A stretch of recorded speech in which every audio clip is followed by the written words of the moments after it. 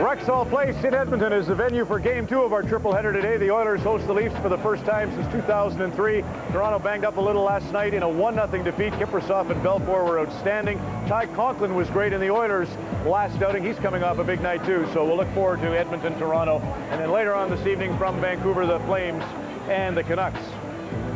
Around the loop earlier today, our first game featured Montreal with a big early lead, 4-1. They defeat the Ottawa Senators, so the Sens at 59 points to remain one in arrears of Philadelphia in the race for top spot in the Eastern Conference. They still lead the Northeast Division. Montreal pulls into a tie for 8th. They'll be watching with interest Atlanta in Pittsburgh tonight.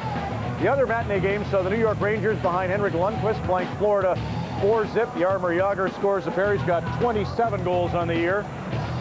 And the third matinee was Columbus at Colorado. Alex Tanguay, one of the most popular Halifax Mooseheads of all time, along with J.S. Shiger and Jody Shelley. He, of course, scored 2 goals in the 3-1 win that gave Colorado a cup over New Jersey. He was a hero today. He had the goal early, his 17th on the year. He also had the shootout winner.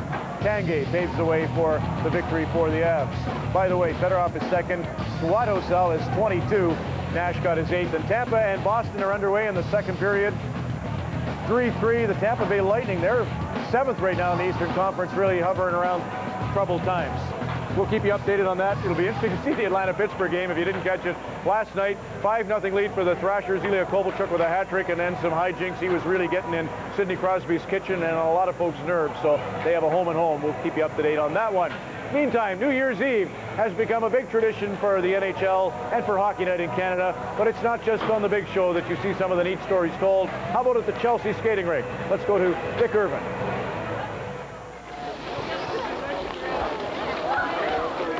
The Chelsea ponds outside of Ottawa are a hidden treasure, a natural outdoor playground, a picture-perfect postcard. A treasure, I feel, is something that you pass on. And you pass on to the generations that come behind you. You pass on to friends and neighbors through your life. Holy smokes, look at all the people here. The Hinsperger family sets out to mark the end of another year, the same way they've done it for the last 14 years. Before the late-night celebration, a community game of hockey.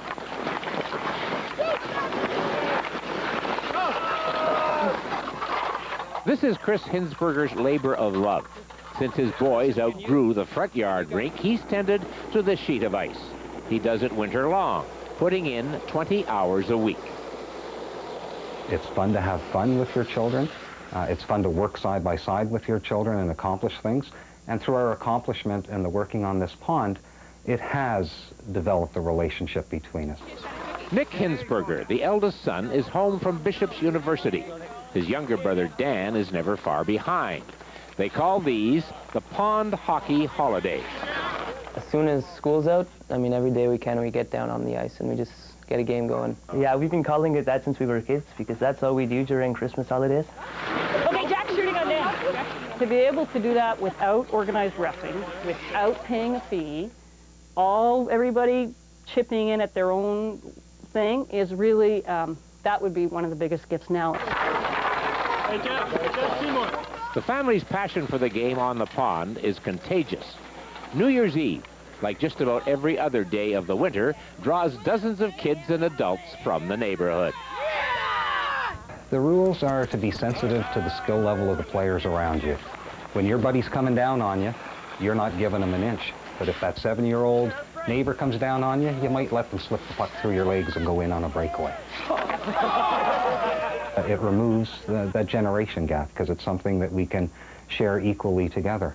It won't be long before the Hinsperger children move on with their lives, so other younger families are getting ready to take over here, ensuring that every new year, before the champagne bottles are uncorked, the pond hockey game goes on well into the darkness.